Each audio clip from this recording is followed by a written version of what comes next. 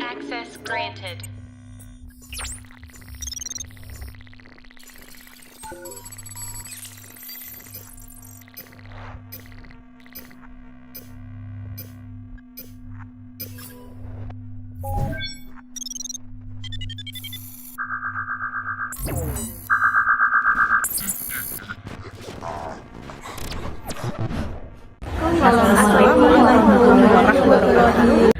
Kami dari kelompok 4, mata kuliah Ilmu Sosial Budaya Dasar, akan mempresentasikan materi yang berjudul Manusia, Nilai, Moral, dan Hukum. Sebelumnya, kami akan memperkenalkan diri kami masing-masing terlebih dahulu, setelah itu materi akan dibacakan bergantian. Saya, Vin Ernawati, NPM 20 20 21 5038.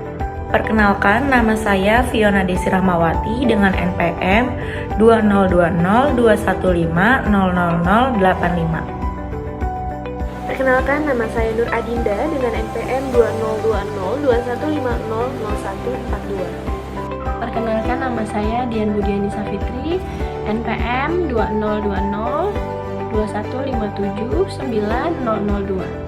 Perkenalkan, saya Nurul Hikmah dari kelompok 6, NPM 202121579003. Perkenalkan, nama saya Era Dewi Anugrahati dengan NPM 202221570004. Baik, selanjutnya kita masuk ke dalam pembahasan materi yang akan dibacakan oleh kami secara bergantian. Hakikat. Menurut Kamus Besar Bahasa Indonesia KBBI, hakikat memiliki dua makna, yaitu 1. Hakikat adalah intisari atau dasar. Contohnya, dia menanamkan ajaran Islam di hatiku. Yang kedua, hakikat merupakan kenyataan yang sebenarnya atau sesungguhnya. Misalnya, kebaikan harus dibalas dengan kebaikan. Nilai dan moral.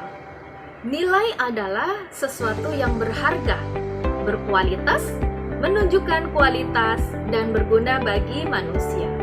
Sifat nilai ada 3. Yang pertama, nilai itu suatu realitas abstrak dan iklan dalam kehidupan manusia. Nilai yang bersifat abstrak tidak dapat diindra. Hal yang dapat diamati hanyalah objek yang bernilai itu. Misalnya, orang yang jujur. Artinya, kejujuran adalah nilai. Tetapi, kita tidak bisa mengindra kebenaran itu. Jujur atau tidaknya, kita tidak bisa mengindra. Yang kedua, nilai memiliki si normatif gemuk. Artinya, nilai mengandung harapan, cita-cita, dan suatu keharusan, sehingga nilai memiliki sifat ideal dan solid atau kenyataan normatif, apa yang seharusnya. Ketiga, nilai berfungsi sebagai daya mendorong dan manusia adalah pendukung nilai. Artinya, manusia bertindak berdasar dan didorong oleh nilai yang diyakininya. Beralih ke moral. Moral adalah tata aturan norma-norma yang bersifat abstrak, yang mengatur kehidupan manusia untuk melakukan tindakan tertentu dan sebagai pengontrol yang mengatur manusia untuk menjadi manusia yang baik. Nilai moral. Nilai moral adalah prinsip atau standar yang digunakan untuk menentukan apa yang dianggap benar atau salah dalam tingkah laku dan keputusan yang diambil oleh seseorang atau sekelompok orang.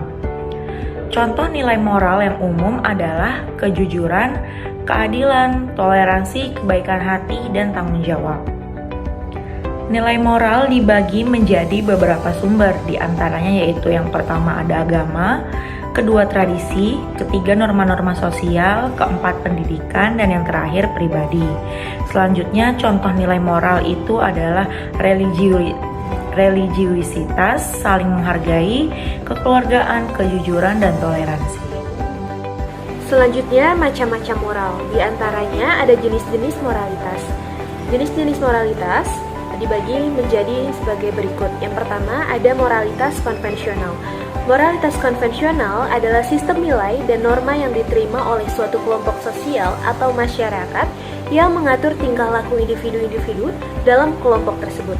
Biasanya diterima secara luas oleh masyarakat dan dianggap sebagai norma yang harus dipatuhi oleh setiap anggota kelompok. Moralitas konvensional biasanya terdiri dari norma-norma sosial yang telah lama ada dan diterima secara luas oleh masyarakat seperti norma tentang kehormatan, kejujuran, dan tanggung jawab. Yang kedua, ada moralitas hukum. Moralitas hukum adalah prinsip-prinsip etika yang diakui oleh sistem hukum dan dijadikan dasar untuk mengatur tindakan manusia dalam masyarakat. Misalnya prinsip keadilan sosial yang menekankan bahwa semua orang harus diakui hak yang sama di mata hukum, tidak peduli apapun latar belakang atau status sosialnya. Yang ketiga, ada moralitas religius. Moralitas religius adalah sistem moral yang didasarkan pada ajaran agama tertentu. Moralitas religius dapat sangat bervariasi antara agama dan bahkan antar tradisi dalam agama yang sama. Banyak agama mengajarkan prinsip-prinsip moral yang dianggap penting untuk kehidupan individu dan masyarakat misalnya. Yang keempat ada moralitas personal. Moralitas personal adalah sistem nilai dan prinsip yang menentukan apa yang dianggap benar atau salah oleh individu. Moralitas personal seringkali dipengaruhi oleh faktor-faktor seperti agama, keluarga, budaya, dan pengalaman hidup. Selanjutnya ada macam-macam moral. Yang pertama, moral ketuhanan. Moral ketuhanan adalah semua hal yang berhubungan dengan keagamaan selain religius berdasarkan ajaran agama tertentu dan pengaruhnya terhadap seseorang. Yang kedua ada moral ideologi dan filsafat. Moral ideologi dan filsafat adalah semua hal yang berhubungan dengan semangat kebangsaan, loyalitas, dan cita-cita. Selanjutnya, ada moral etika dan kesusilaan. Moral etika dan kesusilaan adalah semua hal yang berkaitan dengan etika dan kesusilaan yang dijunjung oleh suatu masyarakat, bangsa, dan negara secara budaya dan tradisi. Selanjutnya ada moral disiplin dan hukum. Moral disiplin dan hukum adalah segala hal yang berhubungan dengan kode etika profesional dan hukum yang berlaku di masyarakat dan negara. Selanjutnya, norma hukum. Norma hukum adalah suatu rangkaian aturan yang ditunjukkan kepada anggota masyarakat yang berisi ketentuan, perintah, kewajiban, dan larangan agar dalam masyarakat tercipta suatu ketertiban dan keadilan aturan sosial yang dibuat oleh lembaga-lembaga tertentu. Misalnya dalam lembaga pemerintahan, pemerintah dapat dengan tegas melarang serta memaksa orang untuk dapat berperilaku sesuai dengan keinginan pembuat peraturan itu sendiri. Pelanggaran terhadap norma ini berupa sanksi denda sampai hukuman fisik. Norma hukum memiliki sifat memaksa untuk melindungi kepentingan dalam pergaulan hidup di masyarakat. Norma hukum juga sebagai pelengkap norma-norma lain dengan sanksi tegas dan nyata. Selanjutnya, ada proses terbentuknya norma hukum. Dalam bermasyarakat, walaupun telah ada norma untuk menjaga keseimbangan, tetapi norma sebagai pedoman perilaku kerap kali dilanggar atau tidak diikuti. Karena itu, dibuatlah norma hukum sebagai peraturan atau kesepakatan tertulis yang memiliki sanksi dan alat penegaknya. Selanjutnya ada sifat norma hukum. Yang pertama, suruhan. Suruhan ini merupakan perintah yang mengharuskan seseorang melakukan sesuatu seperti aturan lalu lintas. Selanjutnya ada larangan. Larangan ini adalah perintah menentukan hal-hal yang tidak boleh dilakukan seperti larangan membuang sampah sembarangan. Selanjutnya kebolehan. Kebolehan ini menjelaskan apa yang diperbolehkan tanpa adanya larangan seperti kegiatan ekstrakurikuler di sekolah. Selanjutnya ada pengizinan. Pengizinan ini adalah pembolehan secara khusus untuk melakukan sesuatu yang secara umum dilarang. Lalu ada kebebasan. Kebebasan ini merupakan pembolehan khusus untuk tidak melakukan sesuatu yang secara umum diharuskan. Selanjutnya bersifat imperatif dan fakultatif. Imperatif yaitu perintah yang secara a priori harus ditaati baik berupa suruhan maupun larangan. Lalu fakultatif ini merupakan tidak secara a priori mengikat atau wajib dipatuhi. Selanjutnya ada sumber norma hukum. Norma hukum dapat dibedakan berdasarkan sumbernya menjadi dua, yaitu norma hukum tertulis dan norma hukum tidak tertulis. Norma hukum tertulis yaitu norma hukum yang dibuat secara tertulis dan diundangkan dalam peraturan perundang-undangan. Peraturan perundang-undangan adalah peraturan yang dibuat oleh lembaga negara yang berwenang. Yang kedua ada norma hukum tidak tertulis. Norma hukum tidak tertulis adalah norma hukum yang tidak dibuat secara tertulis tetapi diakui dan berlaku di masyarakat. Norma hukum tidak tertulis ini biasanya disebut dengan hukum adat. Hukum adat adalah hukum yang tumbuh dan berkembang di masyarakat secara turun-temurun. Selanjutnya ada sanksi norma hukum. Melanggar norma hukum berpotensi mendatangkan konsekuensi yang serius, seperti hukuman penjara, denda uang, atau bahkan penyitaan benda yang terkait dengan pelanggaran tersebut. Sanksi norma hukum dapat dibedakan menjadi beberapa jenis, yaitu sanksi pidana. Sanksi ini dijatuhkan oleh negara kepada pelanggar norma hukum yang sifatnya pelanggaran. Sanksi pidana dapat berupa kurungan, denda, atau bahkan pidana mati. Selanjutnya ada sanksi perdata, yaitu sanksi ini dijatuhkan oleh negara kepada pelanggar norma hukum yang bersifat uang prestasi. Sanksi perdata dapat berupa ganti rugi, penyitaan, atau bahkan pembubaran badan usaha. Yang terakhir ada sanksi administrasi, yaitu sanksi yang dijatuhkan oleh pemerintah kepada pelanggar norma hukum yang bersifat pelanggaran administratif. Sanksi administrasi dapat berupa teguran, peringatan, atau bahkan pencabutan izin. Tujuan dari norma hukum yang pertama menciptakan ketertiban dan keadilan. Yang kedua menjaga keseimbangan dan harmoni sosial. Ketiga, memberikan perlindungan kepada individu dan kelompok yang lebih lemah atau rentan di dalam masyarakat. Keempat, mendorong kepatuhan dan kehormatan hukum. Kelima, mengatur dan mengendalikan perilaku. Keenam, menyediakan kerangka kerja yang stabil. Dan yang terakhir, menjamin kepentingan publik. Adapun contoh dari penerapan norma hukum diantaranya lalu lintas dan transportasi, aturan di jalan raya. Kedua, lingkungan hidup pengelolaan sampah. Ketiga, perlindungan hewan. Keempat, hukum perdata kontrak bisnis. Kelima, tanggung jawab perdata. Keenam, hukum pidana pembunuhan. Dan yang terakhir adalah perjanjian kerja. Materi selanjutnya saya akan menjelaskan mengenai perbedaan norma hukum dengan norma sosial. Yang pertama adalah norma hukum. Norma hukum itu adalah norma yang aturannya pasti atau tertulis. Biasanya ada dalam bentuk undang-undang atau pasal-pasal. Yang kedua, mengikat semua orang.